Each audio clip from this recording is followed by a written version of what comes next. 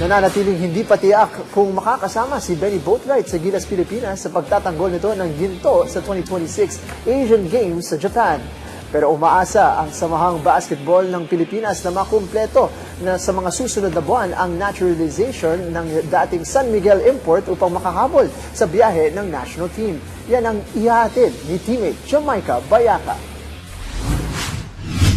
Umaasa ang Samahang Basketball ng Pilipinas o SBP na makukuha na ni 6'10" former San Miguel import Benny Boatwright ang kanyang naturalization papers at Philippine passport sa tamang panahon para sa Asian Games sa Setyembre. Ayon kay SBP Executive Director Erica D, hinihintay na lamang nila ang paglagda ni President Ferdinand Marcos Jr. sa House Bill 6639 na nakapasa na sa Senado sa ikatlo at panghuling pagbasa.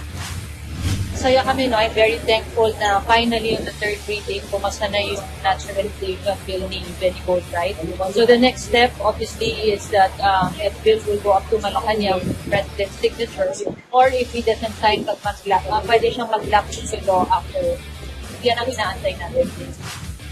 Kapag nalagdaan ng panukala, sasailalim si Boatwright sa oath-taking bago makakuha ng kanyang naturalization certificate at passport.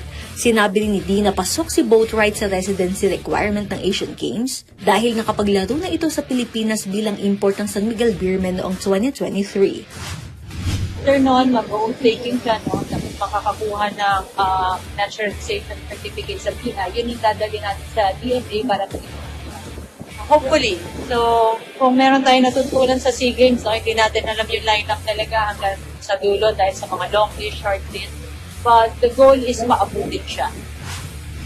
Sa oras na makumpleto ang kanyang naturalization, inaasahan na magiging malaking dagdag lakas si Boatwright at makabubuo ng mabisang tambalan kasama ang kapwa naturalized player na si Justin Brownlee sa pagtatanggol ng Gilas sa Corona.